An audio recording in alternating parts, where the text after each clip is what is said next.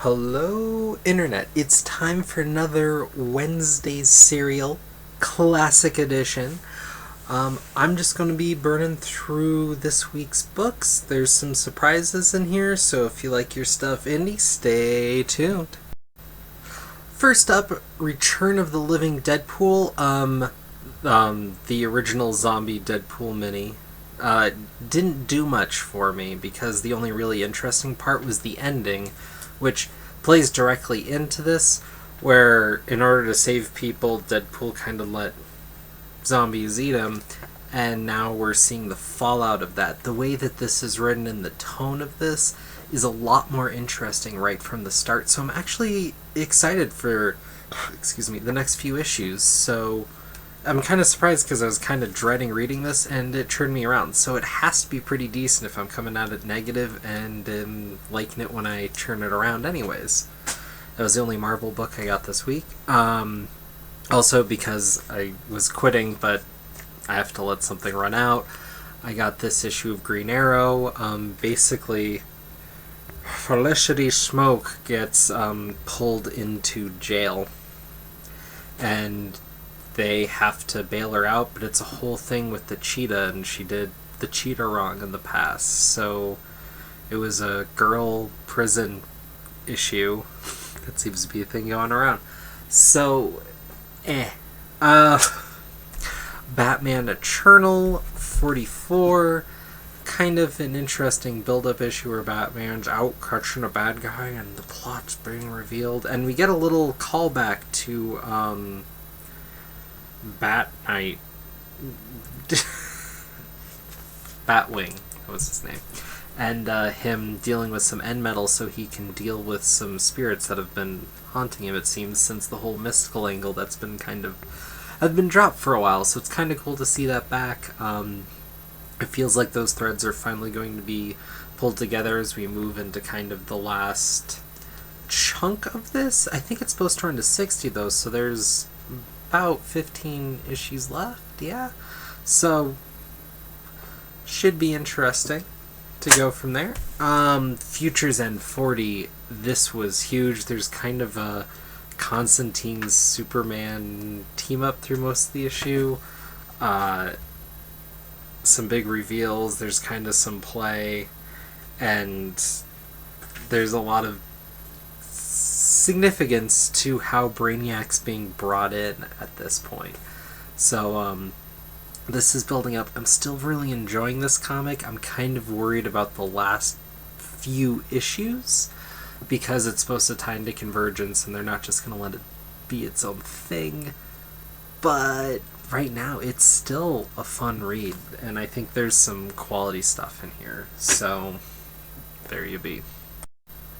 Saga 25 is back in some ways. I think for some people this will be kind of Saga getting back on track. For me, I'm just along for this great ride. There's a lot of moments in here. There's one part in particular with an animal where they don't shy away from some Animal Kingdom truisms, if you will.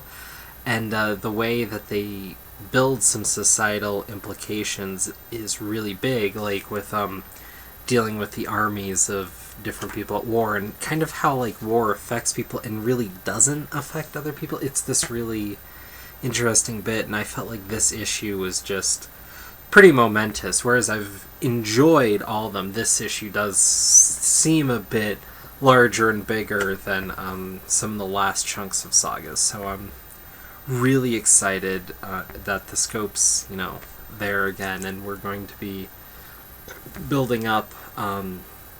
Just exciting to have Saga back, though. Every time it comes back, I get excited again. And then, this week, there was essentially some comics thrown in my lap. So, the first one really surprised me was Cluster. This is a Prison Planet sort of story, but there's a lot of different twists. It's mostly a female population. Yeah, there you go, female prisons, just the thing right now. But I feel like this first issue does a way better job of hooking Well, it did a better job of hooking me than Bitch Planet did by far. there's a lot of character reversals that happen, and it's in one issue. There's a big kind of twist, but it's right at the front too, where they are prisoners, but they're also kind of suited up and expected to fight, so they're soldiers as well. There's a few societal implications, and it's not trying to be look drama the way Bitch Planet was with its two twists in the first issue with what was in Bitch Planet. There was the guy who wasn't really trying to get his wife out, but his pretty lady, and in fact, that one girl goes down, even though she was kind of your point of view character, who I guess served her point. In this, it's the characters kind of not doing what you'd expect and getting some weird alien there. To me, this feels in some ways similar tonally to Copperhead, where it's kind of like this space thing, but the sci-fi is to kind of try to elevate and talk about some maybe different stuff about society, but keeping it on a level that makes it entertaining, allows them to twist it to a way that fits with the rest of the story instead of making it overly preachy. So, Boom Studios out of nowhere, and I'm kind of happy that it's, Boom, and not like, say, just another Image, not that it really matters, but that's a little bit more exciting to me. This is a $3.99, but I think it's well worth it for you to check out. This really took me by surprise, and so I'm going to be continuing with this one. And there was Nameless, which was very much a Grant Morrison comic. It's interesting. It's in the first few pages. I don't think it's spoiling. I don't know how to talk about it without mentioning it. But the title Nameless refers to the main character, whose name is Nameless. That's just kind of dumb. There's some cool twists in here between, like, kind of weird sci-fi planet mixed in with pure mysticism. And some of it's pulled from real-life mysticism, a la Grant Morrison's magicianship. It's still it feels very much like, I don't know how else to put it. It feels very much like a Grant Morrison comic, but maybe in some more negative than positive ways. Interesting, but it didn't super hook me. So, meh. And then, lastly, we have The Goon, Once Upon a Hard Time, and I haven't really read The Goon much, a couple issues here or there. Familiar with the idea, beautifully rendered comic, that whole deal, gray tones, that sort of deal. But this felt like something had happened to the Goon in a prior issue, and now he's dealing with, like, true depression because of stuff. It feels like it's this big character moment, it's this big deal, and I don't know what's going on. So,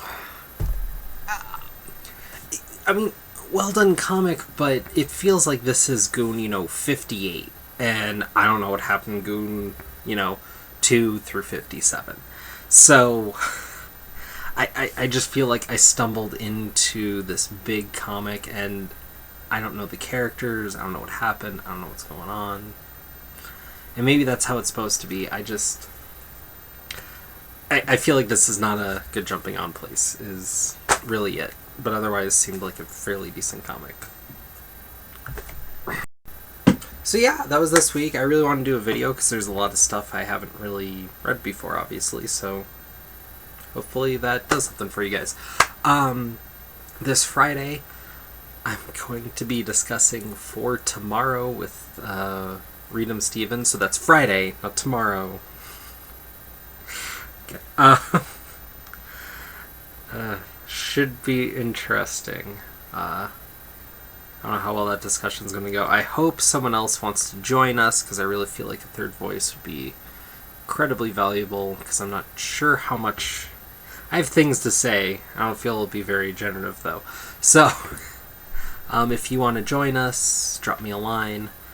And beyond that, I did that video recently where I went through all these trades I need to read and kind of list off a bunch of comics that I have sitting around that I need to read, whatever.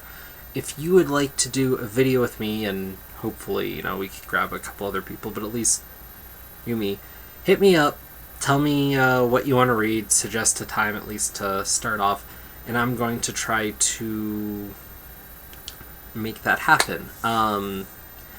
Tentatively, like I said, for tomorrow, Friday, and should hopefully get a V for Vendetta talk going with the Dark Knight, and hopefully a couple other people, depending on timing, of course.